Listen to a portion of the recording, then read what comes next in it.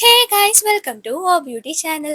இன்னைக்கு நம்ம ஊருக்குள்ள என்னென்னலாம் சுவாரஸ்யமான கரண்ட் அப்டேட் நடந்துச்சு அப்படின்றத இந்த வீடியோல நான் உங்களுக்கு சொல்ல போறேன். ஸோ இந்த மாதிரி டெய்லி என்னென்ன அப்டேட்ஸ்லாம் நடக்குது அப்படின்றத நீங்க தெரிஞ்சுக்கணும்னா மறக்காம நம்ம ஓ பியூட்டி சேனலுக்கு சப்ஸ்கிரைப் பண்ணிக்கோங்க. அண்ட் வாங்க இப்போ நம்ம வீடியோக்குள்ள போகலாம்.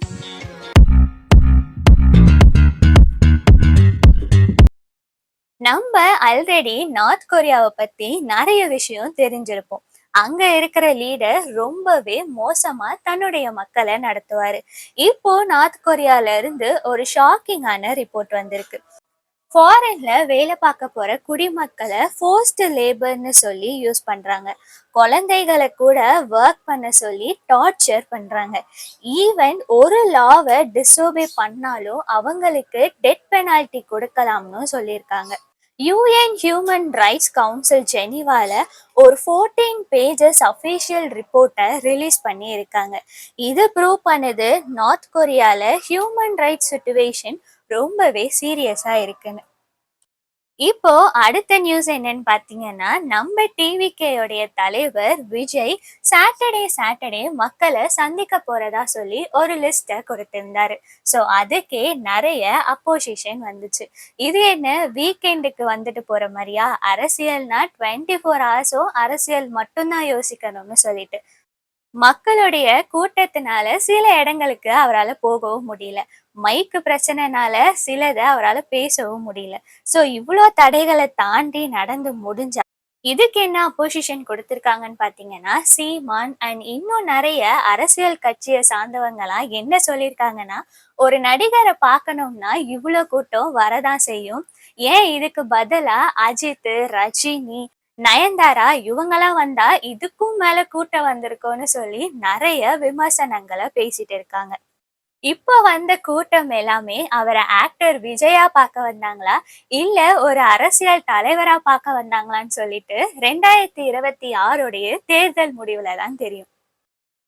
அமெரிக்கால ஹையர் ஆக்ட்னு ஒரு புது ஆக்டை இன்ட்ரடியூஸ் பண்ண போறதா சொல்லியிருக்காங்க.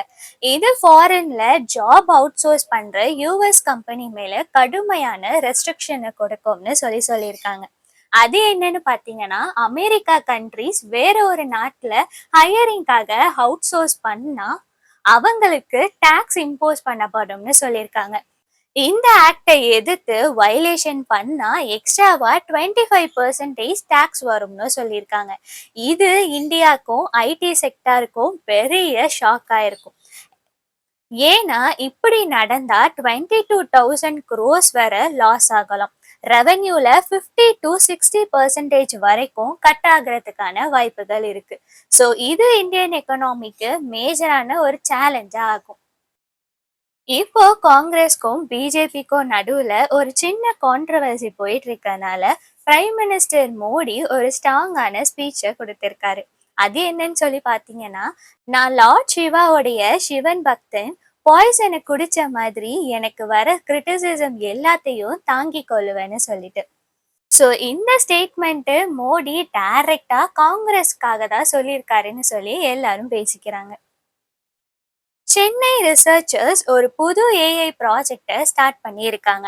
அந்த ப்ராஜெக்டோட நேம் என்னன்னு பார்த்தீங்கன்னா, ப்ராஜெக்ட் ரீபர்த்.